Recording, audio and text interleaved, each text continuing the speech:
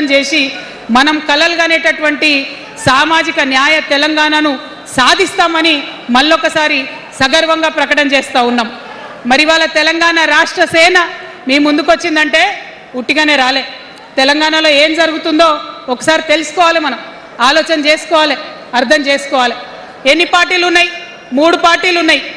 భారతీయ జనతా పార్టీని తీసుకుందాం. ఆ బీజేపీ అనే పార్టీకి అసలు తెలంగాణ ఏర్పాటే ఇష్టం లేదు, తెలంగాణ ఏర్పాటు అవడమే ఇష్టం లేదు. అందుకే వాళ్ళ అగ్రనాయకత్వం అంతా కూడా ఏం మాట్లాడతారు? తల్లిని చంపినరు, పిల్లని బతికించరు అని ఒకలంటారు. ఇంకొకరు ఏమంటారు? నిన్ననే ఒక తలకాయ లేని ఎంపీ, మెడకాయ మీద తలకాయనే లేదు ఆయనకు, ఏమన్నాడు ఆ ఎంపీ? ఇండియా పాకిస్తాన్ విడదీసినట్టట, ఆంధ్ర తెలంగాణను విడదీసిరట. మరి వాళ్ళ అగ్రనాయకత్వం ఇన్ని మాటలు అంటుంటే మన ప్రాంతంలో ఉన్నటువంటి భారతీయ జనతా పార్టీ బానిస ఎంపీలు ఎవరైతే ఉన్నారో ఒక్క మాట కూడా వాళ్ళు మాట్లాడరు.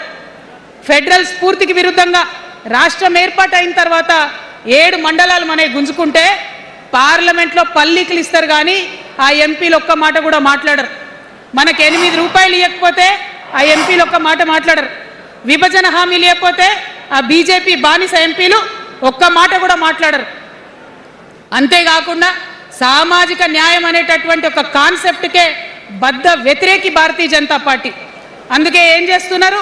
మహిళా బిల్ అయితే మోసం 2 సార్లు పాస్ చేసిరు, దాన్ని మొత్తానికే పక్కన పెట్టేసిండ్రు.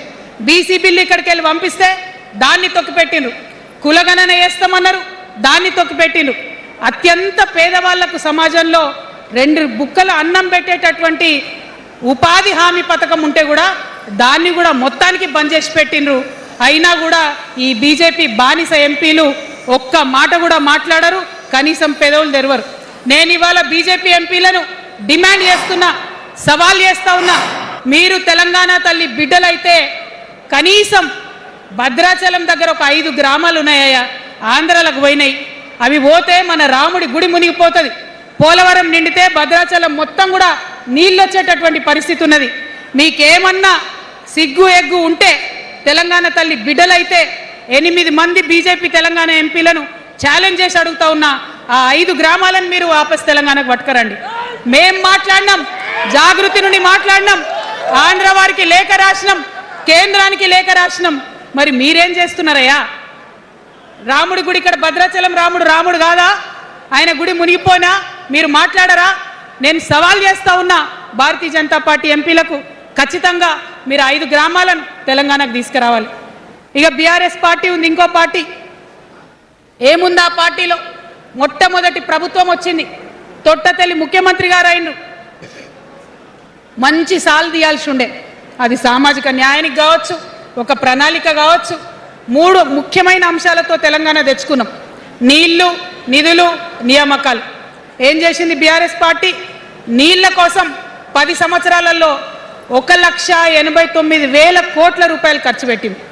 1,89,000 కోట్ల రూపాయలు ఖర్చు పెట్టి ఎన్ని ఎకరాలకు నీళ్ళు ఇచ్చిందంటే 14 లక్షల ఎకరాలకు నీళ్ళు ఇచ్చింది.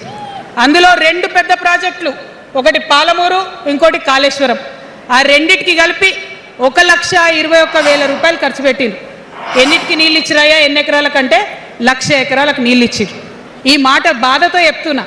నేను కూడా బీఆర్ఎస్ అప్పుడున్న టీఆర్ఎస్కి నేను కూడా నా రక్తాన్ని, నా చెమటని, నా సమయాన్ని కుటుంబంతో, పిల్లలతో గడపాల్సిన టైంలో టీఆర్ఎస్ పార్టీ బలోపేతానికి పనిచేసిన వ్యక్తినే నేను కూడా.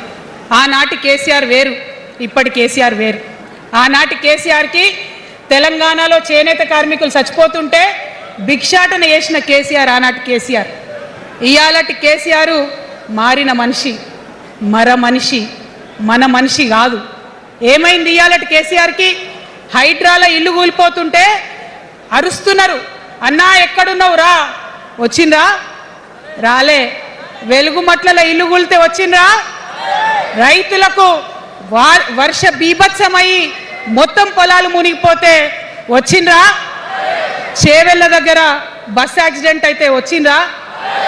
ఎక్కడ చిన్న కష్టం వచ్చినా ప్రజలకు ఆ సారు రారు, ఆ సారు రారు.